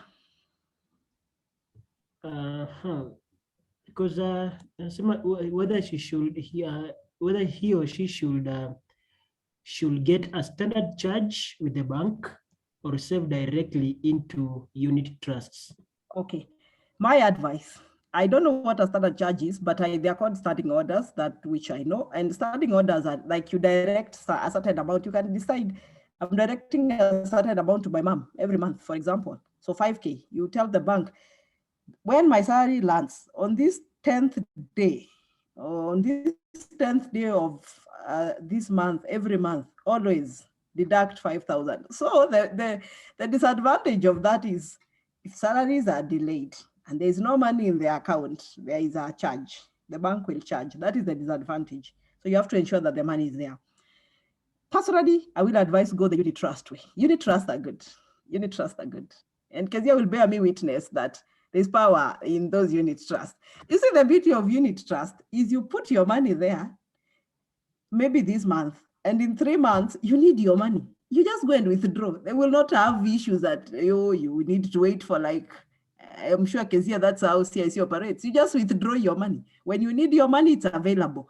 Then you decide, I've sorted my emergency, I want to go back. You go back to your account. It's still there. If it was reading 0, if it was reading 1 shilling, you continue. Is it Kezia? You just continue. That is the beauty of unit trust. And then the power of the compound interest. So my advice to her is go the unit trust way. Is you start small and you're starting alone, go the unit trust way. Kezia, then comment on the CIC Thank you. unit trust market Yes, funds. I'd also second that, because when you're putting in place a standing order, I believe she meant a standing order, you have to direct it somewhere, either directing it to CIC money market, you're directing it to a SACCO, you're directing it to somewhere. It has to be somewhere where they're getting the money. You can't institute a standing order without a directive where they're putting the money. So I would strongly advise, if you're going into internship and you're looking for investment opportunities, please go the unit trust way, because one, there's flexibility on your. If you're going into internship and you're looking for investment, so one, there's flexibility on your funds. You're able to withdraw the money when need arises. Two, the minimum entry point, because I can imagine going into internship, probably you're looking to save not a lot as treasury would need, the minimum that is 100,000, but you're looking for somewhere where you can benefit from the good interest rates. You're looking for somewhere where you can benefit from compound interest. So I would strongly advise for the unit trust and specifically the money market. So I just want to touch onto money market briefly. It's a part of what we call unit trust. A unit trust is where we pool resources. It borrows from the spirit of SACCOs, where we pool resources from various investors and then now we invest as a group. The reason why we do that collectively is one, so you're able to get better rates. Just as Nurse Wanyaga had said, you can go directly to the bank. You can go and say, okay, I want to invest. I want to give you guys my money. But then the cutoff points can be very discouraging, especially for kids who may not have that volumes. So money market one gives you a low entry point from as little as 5,000, from as little as 1,000 bob, you're able to invest. Then two, there's the liquidity factor. You're able to withdraw your money when need arises. There's nobody who will ask you, where are you taking this money to? Okay, there are regulations in place. If it's more than $1,000, you'll want to know where you're taking this money to, and such regulations to beat anti-money laundering regulations. But ideally, if you have the bank proof and you have the statements to show that this money is coming from a unit trust, then it should be a smooth transaction. Nobody will hold on to your money and say it needs to mature or it needs to hit 3 months before you can get your money back. Three, the interest rates. Right now, you want an investment that is giving you above what inflation is offering. So currently inflation is around 7%. Money markets, most are trading. I know CAC we are at around 9.2%. So you want something that is giving you that extra coin. Everybody is out to get that extra coin. So that's another benefit of the money market fund. Another benefit is transparency, depending on the fund manager you're dealing with. With CAC, we give you a monthly statement free of charge where you're able to know how your fund is performing. We have a 24-hour relationship officer who is able to answer your questions as and when they arise. And then we have also the portal, the online portal. So most fund managers will provide that. I know for CAC we have one where you're able to view your statement in real time, view your interest, what you've accumulated, what is uncredited, how much withholding tax you've paid in the previous month, how much you're expecting to pay in the next month. So those are key factors for you to at least understand the financial markets. And then they are a fantastic way to get to understand the financial markets, because T-bills are fairly easy to understand. Then you graduate slowly from T-bills to bonds to more long-term investments. So I would strongly advocate for the money market fund. With CIC, I can speak for CIC because I'm there personally. I know the minimum to start is 5,000 bob. Then you can top up from 1,000 shillings at any time.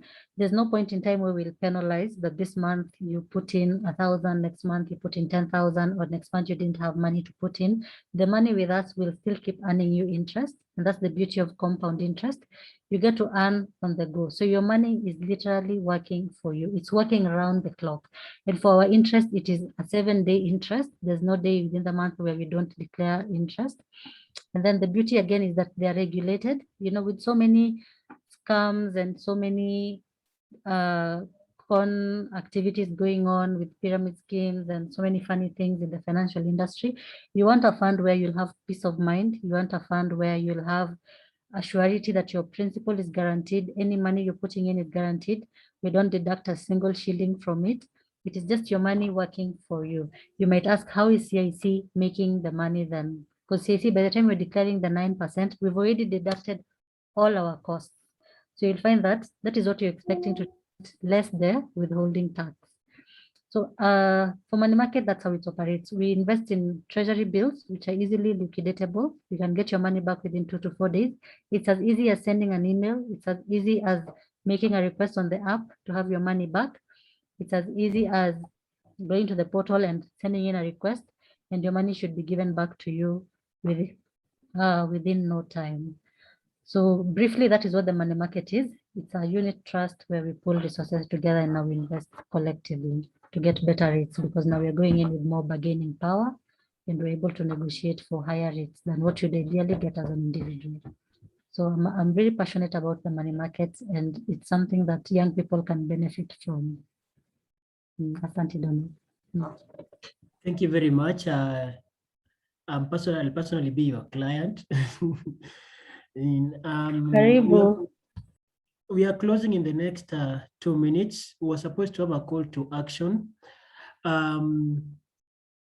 Maybe Kezia, in just one statement, what will be a call to action? Just one statement. My call to action would be get started. Investing starts now. It starts with what you have in the pocket. It starts with that little coin that you think cannot earn you anything. It starts now. And the younger you start, the better for you. So start now. I'm available. I've displayed my contacts. You can as well share the presentation with the team that is online. Start now. Don't say I'll start in 10 years, I'll start in 5 years when I have a family or when I have responsibilities. It starts with that little step. That step you take to open the account, that step you take to make the minimum deposit, that discipline, that self-denial for a better tomorrow. It starts now. So my call to action would be get in touch, get that account open and get going. And you can do this. You can do this. Yeah. Thank you very much. Naswanyaga, call to action. The power lies within you. The power lies within you. I'm available definitely on Facebook, on wherever. And when we talk any advice, I'm there. When you need me to talk to you more and why make you believe why you need the money market, I will be there. When you need to do the charmer, I will offer, and especially now to nurses, free mentorship. Thank you. Thank you very much. Lucy, if you are there, can you please give us, you can give vote of thanks. As you prepare, the presentations will be shared tomorrow to your emails. This video has been recorded and it will be uploaded in the KESNNUR YouTube channel tomorrow. So we have your emails, all presentations will be sent. Lucy? Okay, I'm here. So kindly allow me not to put up my video. I'm in a very bad lit room. So thank you so much, Wanyaga and Kezia, for making time for us. I'm sure every person who has been in this meeting has learned something, even if it's one thing. We are not the same. I'm so glad, and I wish I knew these things before I started my internship, because now looking back, all the mistakes I've made, I've realized that if someone had told me this before I started my internship, I'll be in a better place. But I'm so grateful. I'm sure there are people who have not yet started their internship. I'm sure they're going to benefit. Thank you so much. And we are so happy. We are so grateful. Also, I'd like to thank the steering committee for organizing all this. That was a very good job. Thank you so much. And everyone who has participated, thank you so much for making this happen. Thank you. Okay. Thank you very much. Thank you very much for everybody who attended. Thank you so much, steering committee. Mr. Rashid Salim, I see you are here. Karibu sana, sir.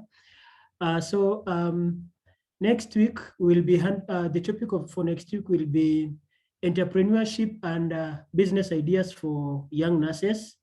You really don't want to miss that. So the links will be shared out in the course of the week. Meanwhile, thank you very much for everybody who attended. I wish you a good night and a great week ahead. Good night. Good night and thank you. Thank you.